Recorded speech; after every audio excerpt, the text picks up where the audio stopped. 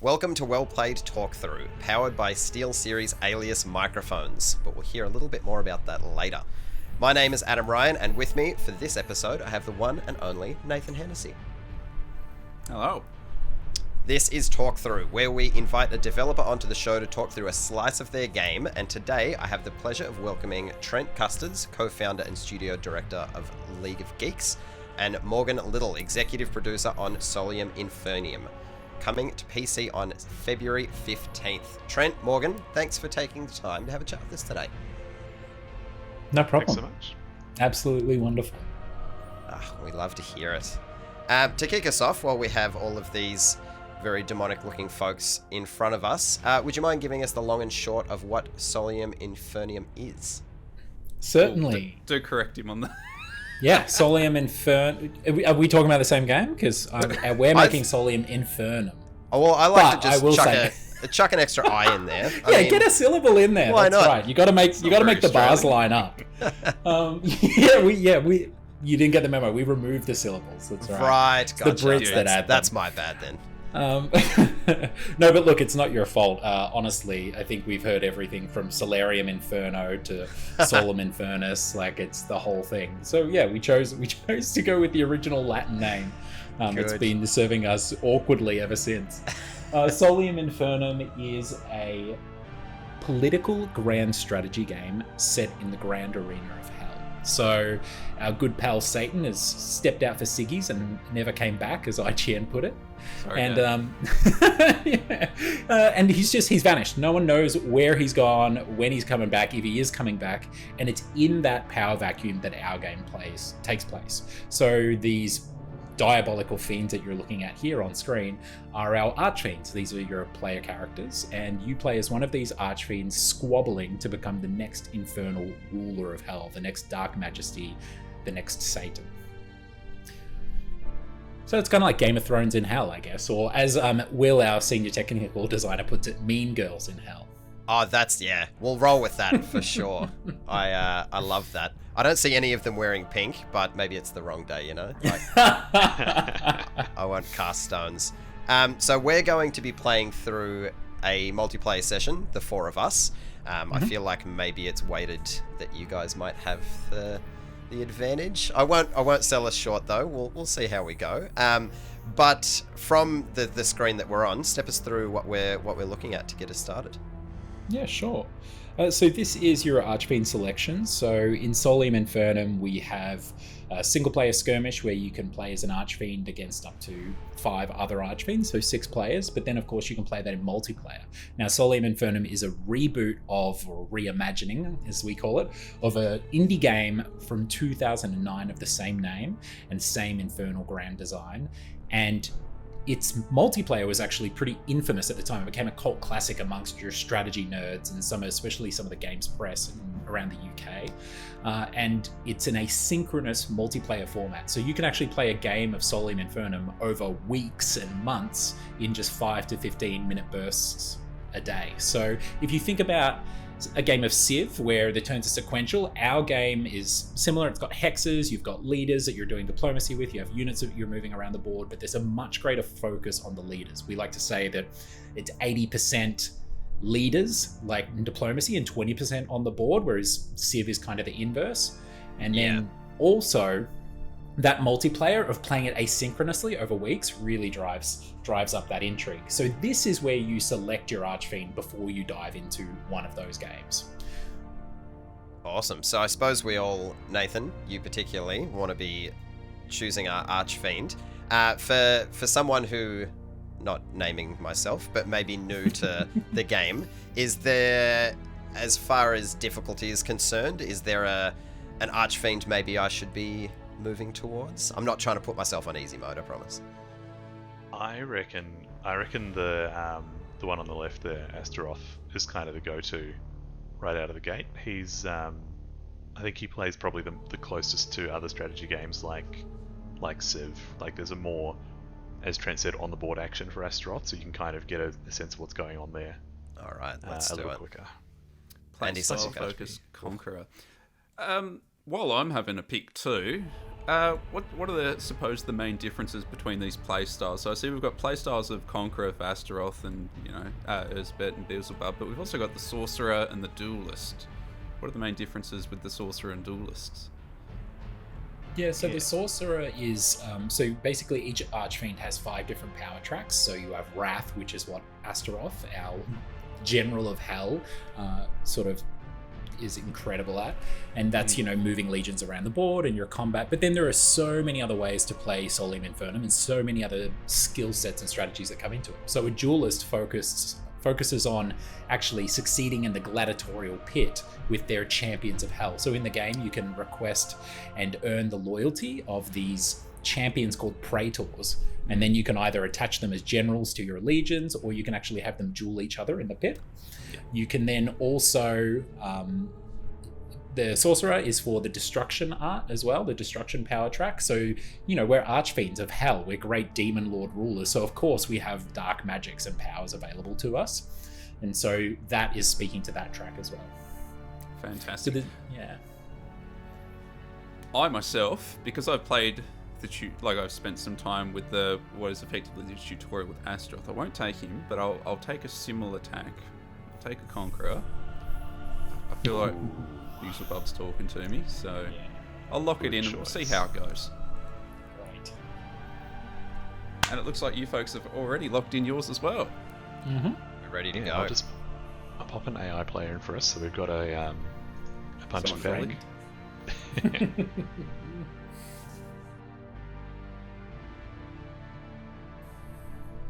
Here we go. Now, the beautiful thing about this is we're playing an asynchronous game at the moment, so you should see now you'll be able to click begin game and we'll dive in there.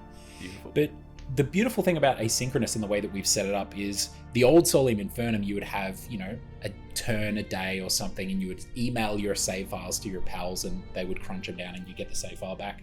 But now it all works through Steam notifications. So you get a notification on your phone and you can log in, jump off the couch, run to your computer, log your turn in, and then go sit back down and continue watching your show or whatever. And we can play asynchronous now online, like we're going to blast through, say, 5-10 turns in the next 50 minutes or so. And then we can just all step away and go to whatever our turn time is set to. So, Morgan, what did you set the turn timer to? 1 day. So 1 day. Yeah, so you've got a whole day to take each turn this time, but we can turn it up to like a week if we want. So you can really stretch those games out. Beautiful. Well, we've got me on screen at the moment with Beelzebub. So I think, based on the couple of hours I've played so far and the limited resources I have, I think I'm going to want to try and pump up my resources nice and early. So I'm going to seek Tribute, which is going to give me some more tokens to choose from. And maybe I'll start moving my Legion around so I can start getting some... what do we call the spaces again? They're not hexes. They are... Cantons. Cantons. Excellent. Why cantons? It's a word I've never come across. I actually don't know. I believe cantons is a word for like a canton of territory, back in the day, like a more of a feudal term. There are folks way more inclined in the, infernal art of writing than we are. Anthony and Will, our two designers, and also Daniel McMahon, who wrote a ton of the new writing in Solium Infernum, because there's stuff that still exists from the original that we kept intact.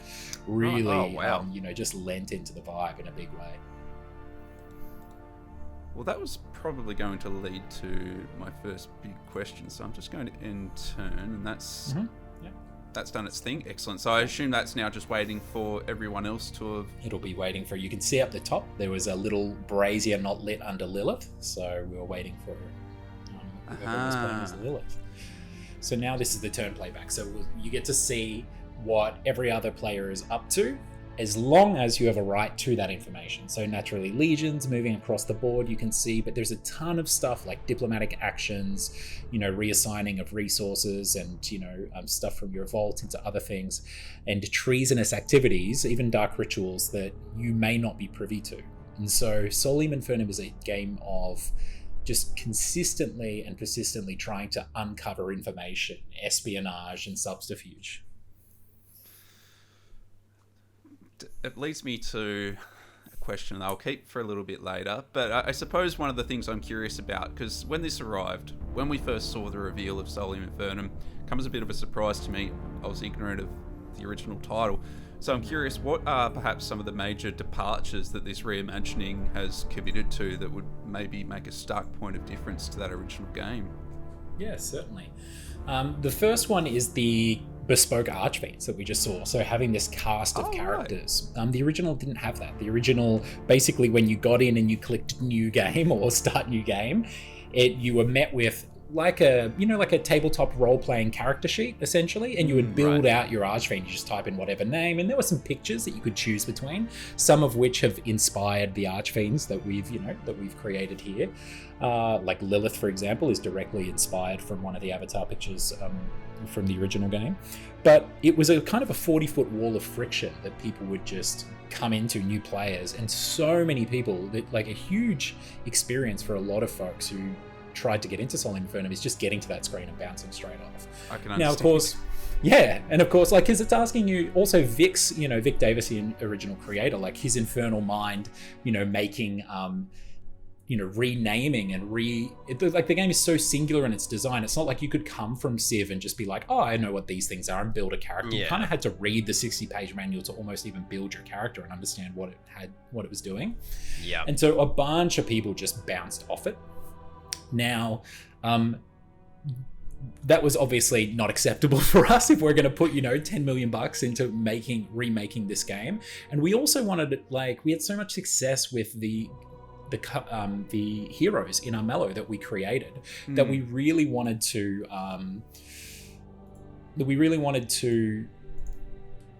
find a way to give people something that they could hook onto. That players could come along and just see an archfiend like we were at the start then, and that moment that you went through of going, oh, I think I want to play this kind of character, I'm going to lean into this, giving them that hook to role play with. And so that was a big one that was new that we've brought to the game. Everything you're watching right now, this whole playback sequence didn't happen in the original game. So the original game is 2D, very striking visuals, but all of this, like the combat that you're seeing, everything, this whole turn playback sequence is new from the ground up and a massive undertaking because the turns are simultaneous and there's 6 players with up to 6 orders that can happen in this very, very complex processing of turns. Actually just, getting the turns to process correctly and being able to visualize that for players, and then figuring out how to visualize things and what plays needed visualized and what they didn't. That was a huge undertaking for the game. Because in the last game, the board state just, when you hit submit turn, the board state just changed. It just would be loading and then it would just pop into the new state. Yeah, I must say, being that I play, like Nathan said, I played the tutorial earlier today, and I'm very used to, say, something like Civ in the strategy, the hex-based video game space.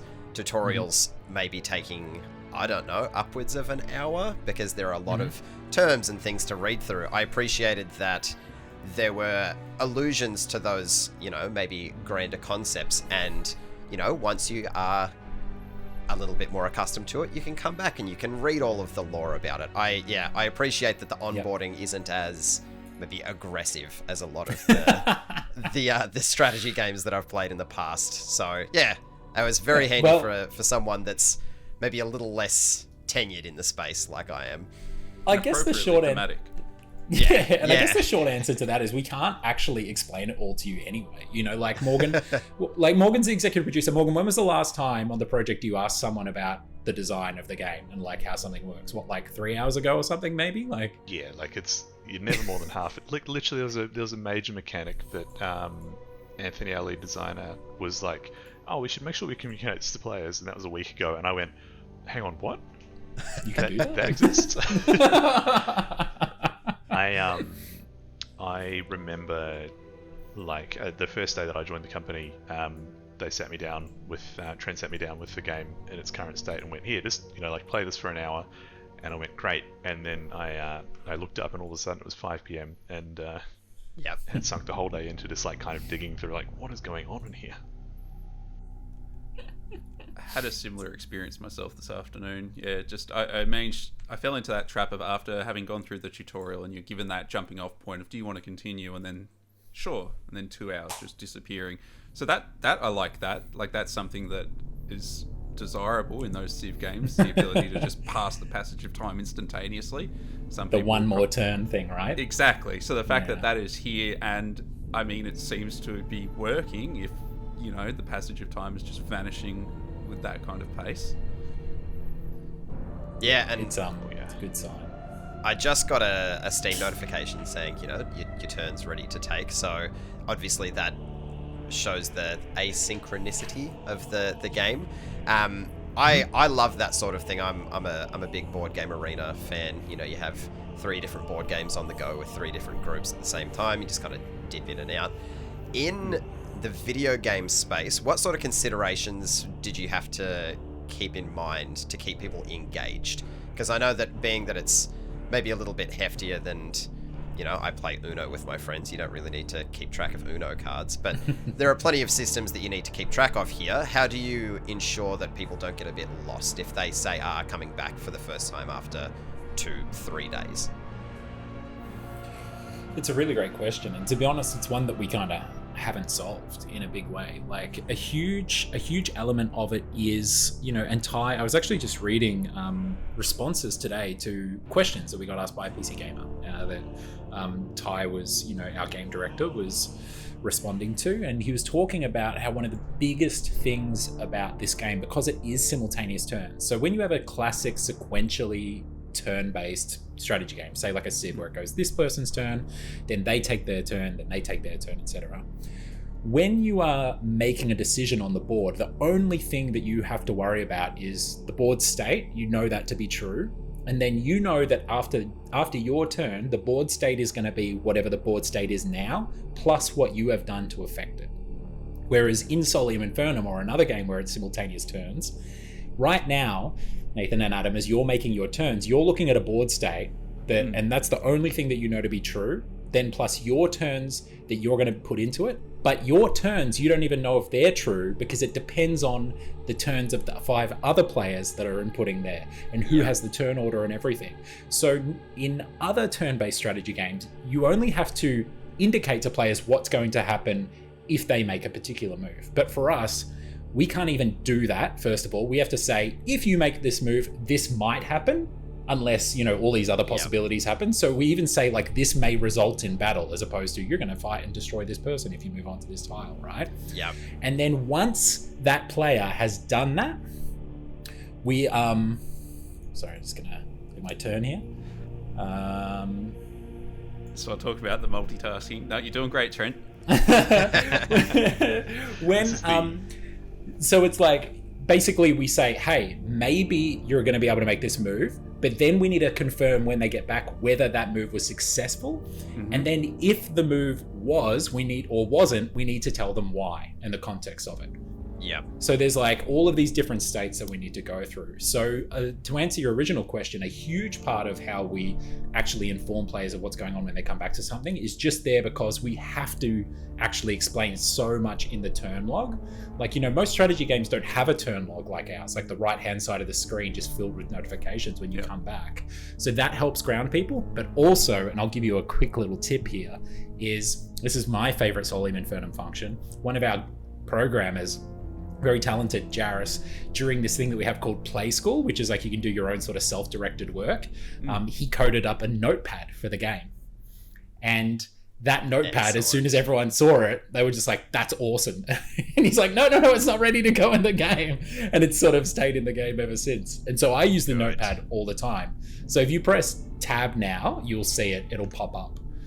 And so you can actually scribe your little machinations here, and it even links to it's kind of a little hidden feature. And it will, if you write down your Legion name, it'll link you to the encyclopedia and stuff. So whenever I boot up my asynchronous turns, or, you know, an asynchronous game, I'll always hit tab and it will be like, buy the scythe from the auction house. And I'm like, oh, that's right, that's what I was doing in this game. You know, because it's like Memento. It's reminding you of what's going on and what your goals are. Because also, the nature of asynchronous games, they're only 5 to 15 minutes. So you tend to have anywhere between 5 and 10 games going at any point in time. if you're a sicko like I am, I guess. Oh, I think we're all. Yeah, So you're yeah, in good, you're in good the company. notepad there being just kind of like self-directed scribbles to kind of like keep you up to date. But you're saying they also link back to the encyclopedia as well? Yeah, you can. So you've got Blood of Astaroth. So if you write Blood of Astaroth in there, and then you can click that and hover over it. So yeah, it's a cool little functionality. Awesome. I like that a lot. That's awesome. Yeah. So it's a great little feature. As I mentioned, it was much to Jairus' like, fear that we were like, yeah, let's do it, let's chuck it in the game. It was like just a little thing he was tinkering on, but we gave him some time to polish it up a little bit, and I think in future updates we'll integrate it more into the game. But for now, it's just a great little hidden feature for folks. Fantastic. Yeah, I love that. Lifesaver. It'd just be me trying to decipher what my scribblings actually mean at that point. I'm glad that you've put it in there. It's up to me to use it now. Good.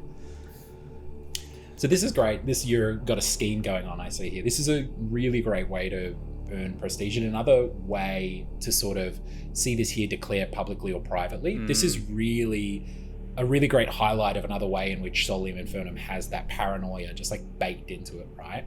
So you can declare this publicly, which as we can see, you will just get the prestige bonus immediately when you pass this objective. But if you declare it, right? But if you declare it privately, you can get a smaller prestige bonus for completing it, but it will actually kick in at like turn 50 or whenever the Assembly of the Conclave kicks in. So at the end of the game, when you hit the turn limit for the game, the Infernal Conclave, Hell's Parliament, comes together, and then over the course of 5 to 10, 13 turns or so, they will decide who the winner is by prestige if someone hasn't captured Pandemonium by that point. But when that assembly starts, anyone on the board who's had private schemes, all of the prestige that they've earned gets revealed at that point in time. Right. And also, if you jump up to the powers track, so go to your sanctum for a second, up in the screen, yeah, and then go to powers. And so this is where we upgrade the powers for our Archfiend.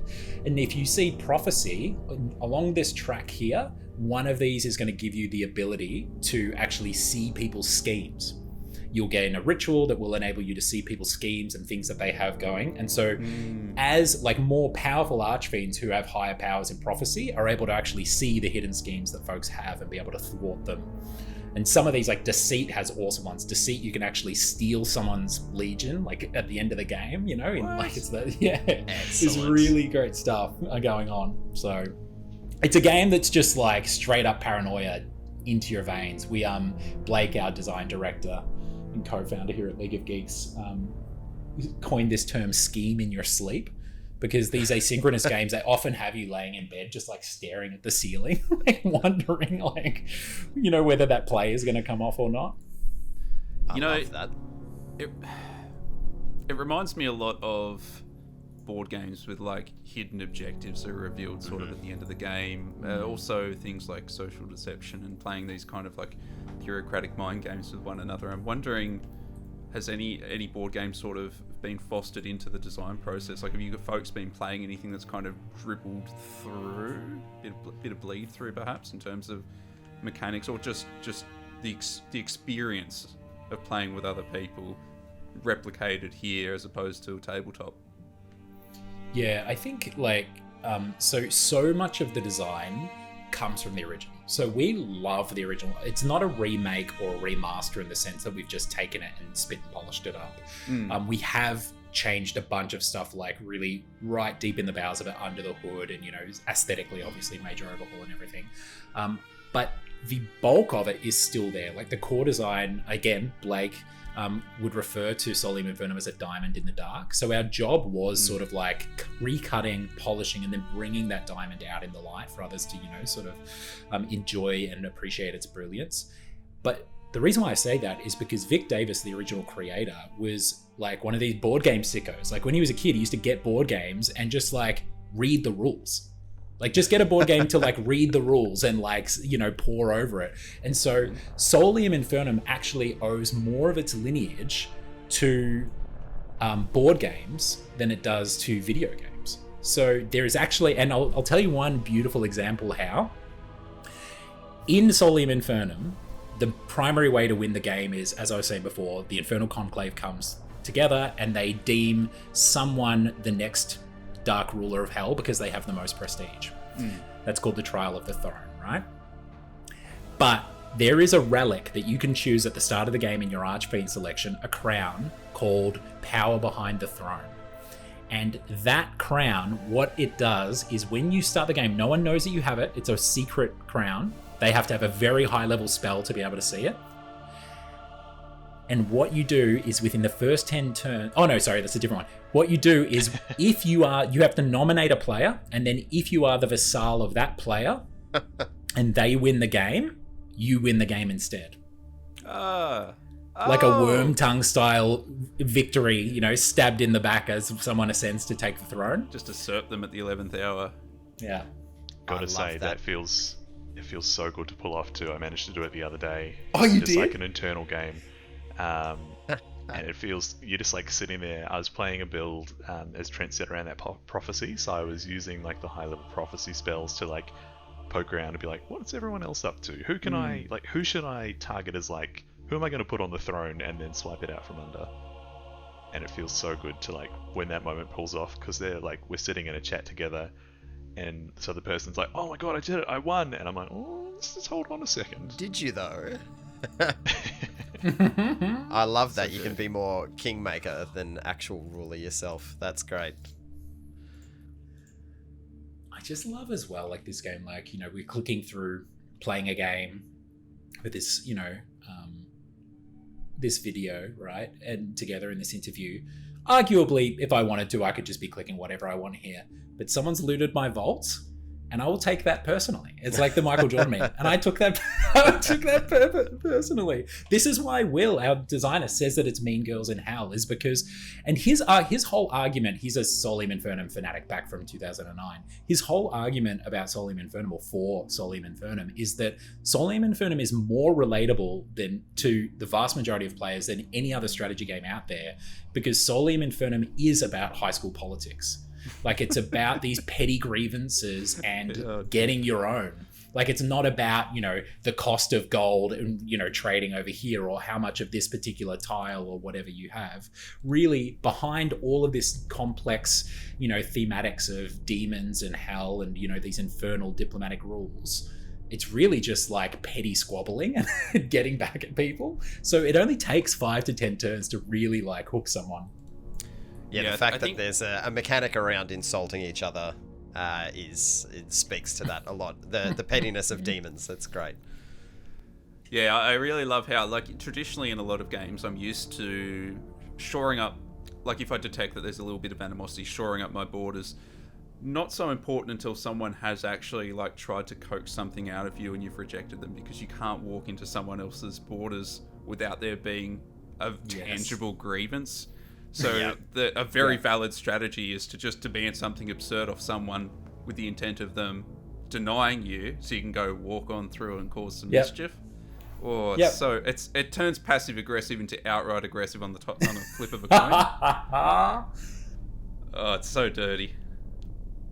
It's really interesting as well because, there are some players you'll see who they'll head for Pandemonium at the start and they'll encircle it, or they'll close off. Some players will just carve up through the middle of the board because the board loops on itself, right? So you can literally go across it from left to right, or border up the to down. circumference. Yeah, and just cancel anyone from crossing into the northern or southern hemisphere, which is great, and you have a lot of territorial control that way. But then it also just paints a target on your back for vendettas and things like that, because people need to cross those paths.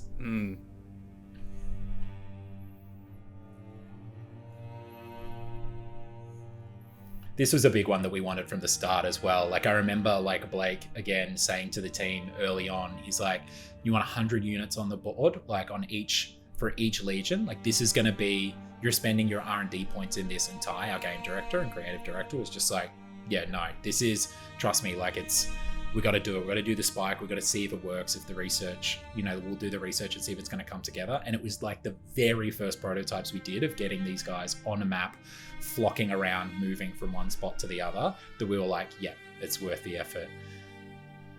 Because, most of these, like, most of these like Civ and Humankind style 4X games, they just will have 5 to 10 units. It's kind of like an abstract representation of a legion. And, you know, we got the tech now. We got the teraflops. We can do it. Now there is something special seeing, like you said, not, you know, imagining that you're commanding a legion, but actually being able to see legion. It. Yeah, not having to fill in the blanks with your imagination. I think Trent's leading us by a good margin at the moment, both Conclave favourite and the Regent. Well, I think that sounds like a good excuse to gang up on Trent a little bit. I don't know how you guys feel. That's how I took that, so... What's happening with my borders, though? So, everyone's encroaching from each side pretty swiftly. Yeah, the start of the game is usually about territorial expansion and control. You know, you'll have people encircling places of power and things like that. But then you'll see that there's not much room to move, and people want that resource that they can't get to, and that's when you really start to see the diplomatic actions fly around. Yeah, there was one thing.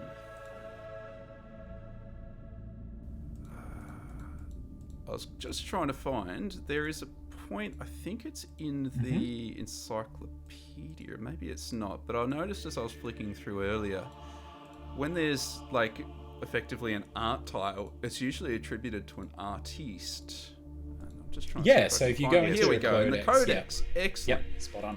So I really like this, that we've got all these artists being credited for each of their artworks, which is fantastic. Are these artists that are internal to League of Geeks, or have you folks sort of gone out and sourced them, or?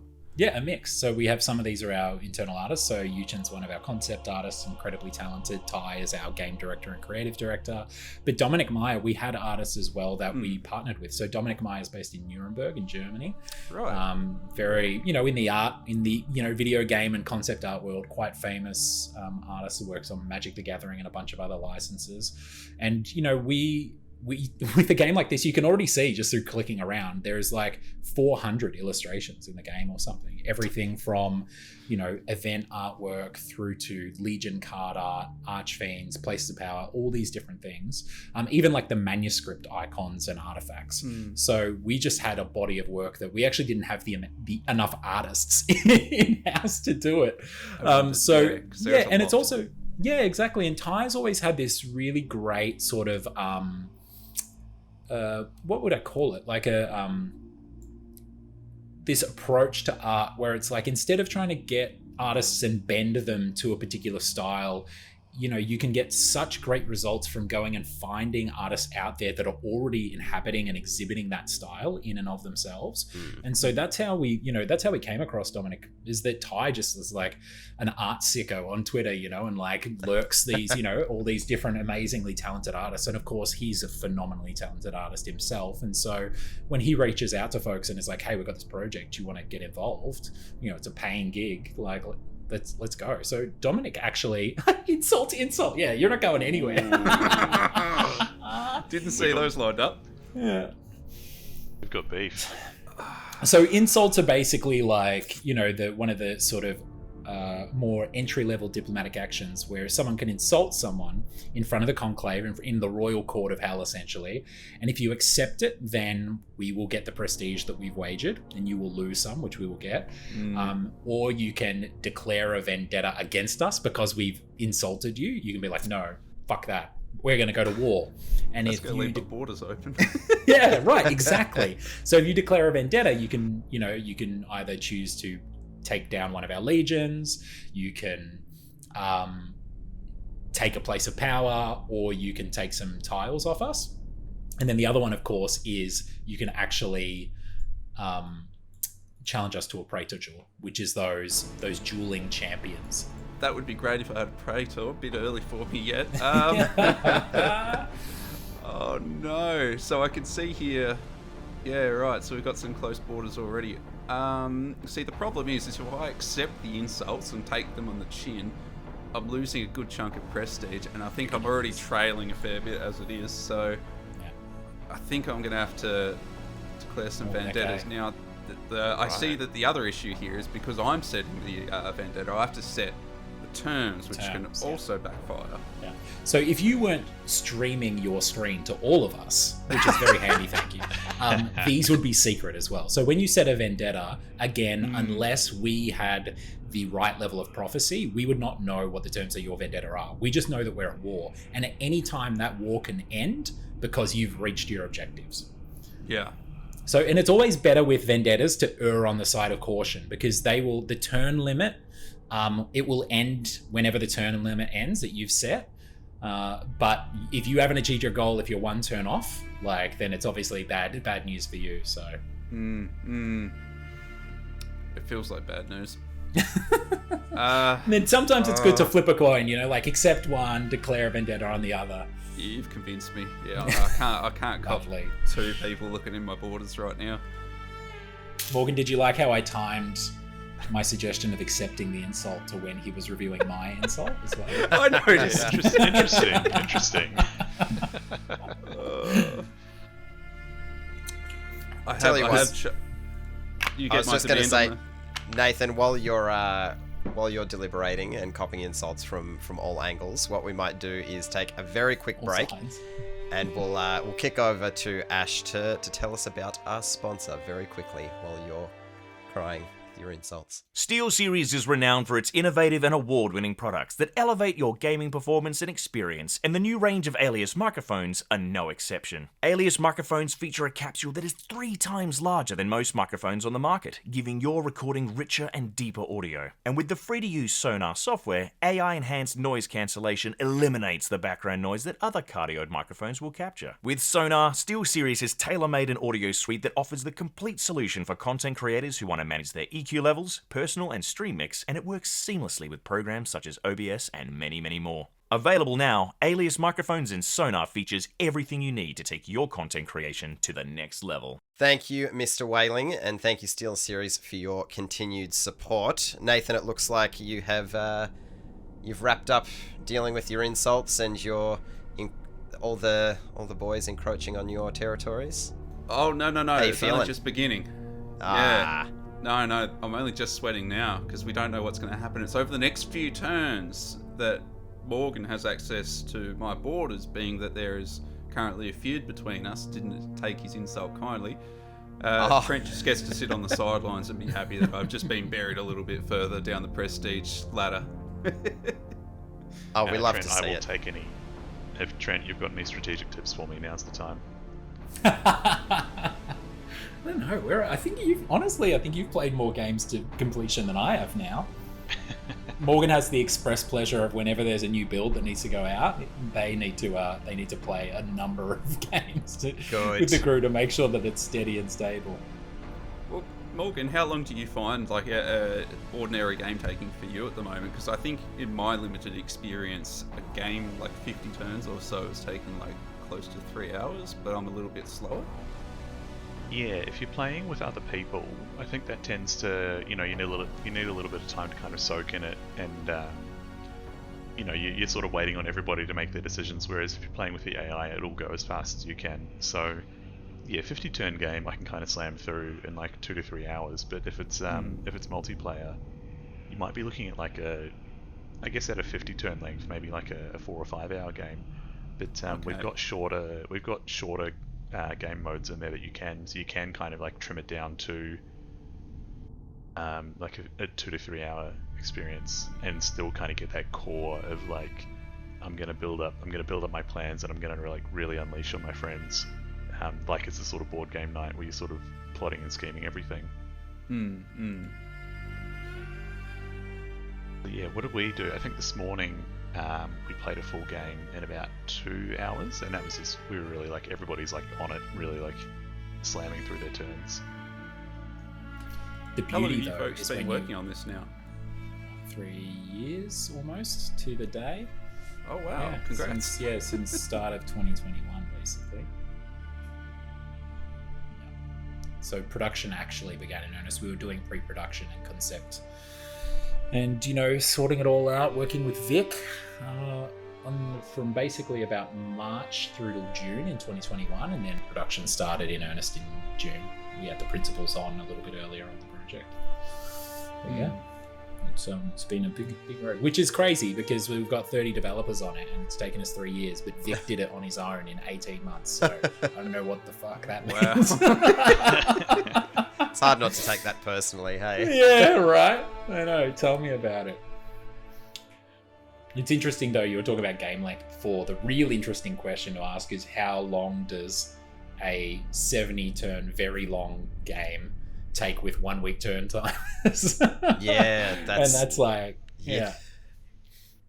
So Will, again, our technical designer, senior technical designer on the project, he's just finished a year-long game of the original Solium Infernum that he's been playing with a bunch of that community. Literally like schemes and plots that he's had been like in the making for months and months and months. Just baking away. Yeah, just baking, exactly. I was gonna say, the tension that I'm getting from a game that we're playing in real time is high. I cannot imagine what a year-long, like maybe a month wait to see if your plan came to fruition. That is wild. The economy really gears up as well. Like, we might see right now a Titan, for example, but later in the game, especially when you get to these 70-turn games, 50, 60, 70 turns, the economy really kicks in towards the end of the game and the power creep, and you've got these insanely powerful archfiends, that have these Titans, these unique unique large legions on the board that are stomping around and stealing legions from one another and everything. So, yeah. Speaking of Titans. Oh my lord. So I've just had someone cast a ritual on me. Is that what I just saw? Yes. Yeah, that was... what was that one, Trent? Loot the vaults, I think I saw. So you've just hamstrung my economy? I'm not doing as bad as I thought, considering Lilith is just absolutely squandering their time, sitting on a prestige of 8. Everyone pick on Lilith. No, I feel alright. I feel okay. I'm glad you feel okay, mate. That's good. Now, I've not seen this. Oh, So yes. Yeah, You go, Trent. Oh, so this is one of the... this is one of the Titans that Trent was just talking about. So this is one of the... we have event cards that everybody gets when you're the regent, which is the player that has their turn executed first. And so one of them is you can summon this great kind of like awful monster out of the depths of hell, sort of from the great beyond, and it comes writhing out of the ground, and you can see it up next to Trent's stronghold. And what it's going to do is stomp around the map and reclaim any places of power that have been captured by people for hell. That's handy. Yeah. Whipping that out early. Jeez. Turn 9. Okay. Alright. This is really cool. This is a little spoiler, but it's just so cool. I can't help it. There's another event that's also player triggered called the Angelic Host, where you can where an angel descends from heaven and then basically moves around the board, killing one legion of every archfiend, and it doesn't leave until it's killed one legion from every archfiend. Excellent. But if the Abyss Leviathan and the Angelic Host are on the board at the same time, they fight. Excellent. Right. Excellent. It's really, really cool. You don't belong here. Yeah. Alright, so now my biggest issue is Morgan underneath me. There's not a whole lot I can do here other than devise a stratagem and hope for the best. Reduce range 1 to 4. Probably won't save me in the end, but at least I'm putting up a valiant fight. And yeah, my economy's a bit wrecked at the moment. So Adam, would you help me out? Of course not. Absolutely not. Oh, I can't even. Just locked off one more turn before I can demand. There's always Lilith, though. She's a pushover. Thanks, girl. You can help me out. I doubt she'll say no. Beautiful. I think you and might an find event I card might for be in me. trouble. I might be in trouble elsewhere too. I've got Left Astaroth that door knocking on open? my door. Yeah. Ooh. In a general sense, because I know that you folks are no strangers to the strategy space, being that Armello was as much of an insane success as it was. I have friends that are still very, very much obsessed with Armello. What, as creatives, keeps you coming back to the strategy space? Is it from a design perspective? Is it just a personal, like you're all fans of the genre? What is it that keeps you coming back? I think, like, you know, the three founders of League of Geeks, you know, we kind of set the vision for the studio, and we chose to focus on the strategy genre for a number of reasons. And each of the three of us have our own different reasons. But I think for me, it's like, it's pretty corny, but like, I don't really get out of bed in the morning for small problems, you know, like I really need something. Oh, here we go, of course. I played the event. The first one that it goes for is my place of power, naturally. You roll the dice. Oh, those guys flying everywhere as well. It's awesome. So yeah, look, for me, I don't get out of the bed in the morning for small problems. Like, I want to work with incredibly talented, intelligence, you know, capable people like Morgan and the rest of our team every day to crack big problems, you know? Yeah. And so the strategy genre for me is an absolute wasteland of missed opportunity, if you ask me. And I think that the strategy genre has so much more commercial potential than we're currently seeing exploited. Like, some of the biggest licenses in the world, like, are strategy games. For example, before Microsoft went on its big acquisition spree of recently, they used to have these IP that they referred to as the Big Four, and they were their billion-dollar franchises. And there was Halo, it was Forza, it was Minecraft, and the other one was Age of Empires. Age of Empires, thought you would. Yeah, right. And then you've got Civilization and everything. But the reason why I think it's not exploited well is because strategy is also, I think, one of the most incestuous kind of like derivative genres that we've had for so long. It's like the same stuff, the same subject matter, the same sort of games recycled over and over again. And there is almost like this defiant pride in how inaccessible they are. Like, and Paradox used to wear that as a badge, as an example. They used to wear that as a badge for a long time, right? They would be like, we don't care about this or polish or whatever. We just want hardcore games that are replayable. That worked for them. But the moment that they pivoted as a publisher to start to focus on presentation and polish and aesthetics and a better UX experience and player entry pipeline and everything, beginning with Stellaris, and then we saw it for Crusader Kings 3, they went from being the small publisher to like one of the largest publishers in the industry, you know, and the success that they saw with Stellaris and CK3 and other titles that they applied that methodology to was, you know, like City Skylines was multiples upon what they'd seen in the past. Yeah. And so I think that really speaks to League of Geeks. You know, we're a production house at the end of the day as well. And as much as like we love these games because they are so systemic and design rich and the thematics of it, like we decided to make Solium Infernum because we love Solium Infernum. Like that was the seed of it. It wasn't because we could make a ton of cash. In fact, it's probably a commercially insane idea to remake this game. Yeah. We should probably be like locked up for it, honestly. Like the finance men in suits come along and put us in finance jail. But we're about to find out actually when the game launches soon. But like there is a love for these games and a beauty in the design and so much you can do presentation wise that I think is just so overlooked. There's so much left on the table to discover and to do in the genre, you know? Like if you get into a shooter genre, if you want to make a first person shooter, like a contemporary military first person shooter, good fucking luck pushing into new ground, you know, where people are spending hundreds of millions of dollars, like just refining like reload animations to get their player count up by like 0.03%, you know? Like there's very little verdant territory to move into. And so I feel like with strategy, we can do that, you know? Yeah. Crack it open for broader audiences, brand new subject matter, you know, easier, frictionless UX pipeline, all that stuff.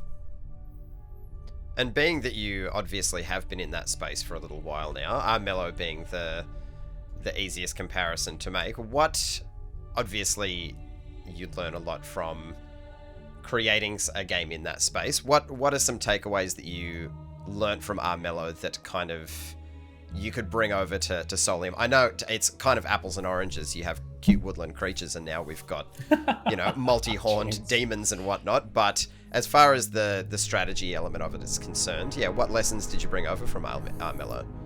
Yeah, it's funny because it is kind of apples and oranges, but in the same way, the games are quite similar. Like, Armello was actually inspired in a big way by Solium Infernum. What? Like when we were first prototyping the game on paper, we did so for 8 months or so, right? And every week we would meet on a Wednesday and come together because this is when League of Geeks and Armello was still a side project. Oh, we're kicking off! Look at this. We're trying. Yeah. He's already. I love it. It's like the classic like forged orders to get the jump on the combat. That was the hope, and I brought a stratagem with me as well, but it hasn't paid off. Yeah, anyway, so we'd prototype the game on paper, and every Wednesday one of us would take it home and do a new iteration of the Armello prototype. And one time Ty came back around like version 8 or something like that, and he'd like brought it forward like a huge amount, the game. But one of the reasons why is because he just took a bunch of Solium Infernum and jammed it into the game. Like, you know, put the palace in the center of the board that you had to like get into to win the game. I think he brought in like some political stuff with the trickery deck and some other things. And, you know, then of course he goes on to convince us to actually make Solium Infernum. So his motives were clear from the start. But some of the things that we did learn from Armello and that we've taken over here is some things that I think you only really experience if you get into this genre. So the first one is that this game, the most infamous part of it and the best way to play Solium Infernum is multiplayer. Like the asynchronous multiplayer is just literally a gameplay experience unlike any other out there. It's amazing. But the fact of the matter is that 80% of players will never touch multiplayer. It's a classic strategy game thing, and it is, you know, like it kind of makes sense when you hear it, but to see the figures yourself and to realize that, like 80% of players who played Armello never ever touched multiplayer. Of course, when they get into multiplayer, it's way stickier. The retention is huge. Like they play it for way longer. They play it more often. They stick around for longer. But the fact of the matter is, same as with Civ or whatever, is there is a multiplayer community, but fuck all people play that. And so we know, for example, we put a huge effort into AI for this game. First of all, like AI was going to be a nightmare from the start for a game like this. But like we've put a huge amount of effort into AI and really creating AI that hopefully, you know, can like give the player some sort of a challenge and an inkling that, you know, something is, you know, that someone is an actual real worthy opponent to them and, you know, believable. Always a challenge with strategy games. But then, you know, even like we've invested in this new game, which wasn't in the other one, we've invested in Chronicles, which is scenario-based, like narrative-based challenges that set Archfiends, that set the player up basically for, you know, like it's almost like a little campaign, so to speak. And there's 9 of those in the game. It's like really opportunity for the designers to really like get people to flex their muscles as these different champions too. Is there a desire? I mean, I imagine there is a desire. Is there ambition? Rewording the same question the same way. Do you folks, because you've the Archfiends, obviously that's a new component you folks have added. It looks like there's potential to expand in the future. So provided things pop off, Solium Infernum goes well, are you folks brainstorming what the future of the game could look like in terms of updated content and additions down the track, paid or otherwise? Yeah, so we obviously it depends. Like I said, this might have been a completely foolish financial endeavor, and then there will be no DLC or no updates. But look, if it can sustain itself to some degree, then yeah, absolutely. That was one thing that we learned with Armello. You know, as you've cottoned on, the Archfiends are there because they worked in Armello. Heroes worked in Armello, and we had a huge amount of success with DLC. And I don't just mean like making cash. But making cash also means that people liked the content that you put out enough to buy it, right? That there was a hunger for it and a desire for it. And so we know that there's a desire from players to want more playable characters that you can. So many games are based around this, whether it be Dota or League of Legends or other things that are hero based. So yeah, we have plans for updates. We have plans for DLC. Morgan's got a little squad working away already on plans for a DLC and a new Archfiend and stuff. So we'll hopefully we can make it to the finish line on that one with some sales for the game. That's really exciting. And I think you folks were saying that the original creator has had some direct or indirect involvement in this iteration. Is that right? Yeah, we so it's a funny one because Vic is like a good friend of ours, been a friend for many years at the studio. And when we said that we wanted to buy the IP, which we did, we bought the IP, the original, this one, it's all ours. We own it wholesale. I said to him, I remember saying, dude, if you want to like do some writing on the game or, help out, contribute, and he was just like, cut me off mid-sentence. He's like, whoa. So I don't want any of that. No, thank you. He's like, I'll play it. I want to play test it. I don't want to work on it. He's like so burnt out on video games. I mean, like I just said, the dude made this game in 18 months, like on his own. It's not really a healthy way to make games. You're not seeing sunlight, yeah. So as much as it was a great achievement, I think he's pretty happy to leave that behind him. The dude is just like retired, writing sci-fi novels and self-publishing them to Amazon. Like he's living life out in Midwest, Ohio. Oh wow. Yeah. But anyway, look, at the start of coming on board, we're big fans of the game. We played in 2009. We've got Solium Infernum freaks like Will on board, who asked to work at our studio because we had the Solium Infernum license. Oh, We'd known Will. Yeah, we'd known Will for years and spoken about working together and stuff when he was at Amplitude. And then I think that was like the catalyst for him coming across there. But like, still, no matter how well you know the game, it's nothing like talking to the creator and being like, okay, yeah, what were your intentions? What didn't work out? What wasn't fully realized? Blah, blah, blah, blah, blah. And so we did a bunch of that. It's kind of like if you can imagine, HBO working with a series creator at the start of a series to get to the green light, like making sure you're aligned on where you're heading and your vision and everything. And so we had a bunch of that at the start. And then of course he gave us all the assets and source code. But like, I remember there were times when Mackie, our principal engineer, would reach out to him and be like, hey, this, what's the code doing here? And he'd be like, don't ask me that question. I mean, in the nicest possible way, I'm paraphrasing, but like, imagine if I asked you a question, Adam, about like some work that you did 14 years ago and how it worked, Yeah. or the like, where's the file for this video edit or something. Let me just conjure that up from nowhere. Yeah. Take you to a very dark Exactly. place. Yeah. So it's an interesting one, but he's just like stoked at the game. I mean, you can imagine this dude like made this game that performed, especially culturally, like the reputation that it has is just like so incredible. Like you got to be so proud of it, and then to have someone come along like 15 or 12 years later and say, hey, this weird game you made in your fucking study that like it just weird sickos on the internet call it the best strategy game ever made. Like, we're going to come along and we're going to put $12 million into like making a new version of it. And we're basically going to change nothing except things that make your version better. And so he's just like a kid in a candy shop when we show him like the build, he'll be like on his laptop, like it looks like a fisheye lens. He's that close to the screen with the webcam. No, he's a good pal, and we've had such a great time sort of like working with him on it, and so blessed and honored as well to have him trust us so fully, not only to make the game and just go loose and cut and change and do whatever we want, but to give us the license as well. Yeah, what a great resource. It's enormous trust. Yeah, absolutely. Well, Adam, I think I think I'm leading in prestige, so mate, if you want to wrap this up while I'm on a high note, I'd be ever so grateful. Look, believe it or not, in the little notes that I have prepared, I've literally Nathan's winning. No, I've literally typed out, well, I don't see this ending well for me. So I had prepared for failure. But yes, before I embarrass myself further and before you cotton on to the facts. Leviathan's just still going ape shit on everything. It's brilliant. He's absolutely losing it. But yeah, before Welcome Nathan to and I... Solium Infernum. What an introduction. But yes, Trent, Morgan, thank you so much for taking the time to have a chat with us. I've had an absolute blast clicking around and getting my little forces into terrible trouble. But best of luck with the launch on February 15th. And thank you again for coming to have a chat with us. No problem. I will say it's going to be February 22nd, but we're going to announce that in a couple of days. So by the time this comes out, it'll be February 22nd. A little bit of extra spit and polish. That's the beauty of being an indie dev. You can just make these calls when you want. Absolutely. No, that is fantastic. Brilliant. Thank you so much, guys. Really appreciate it. Thank you Thanks, so pals. much.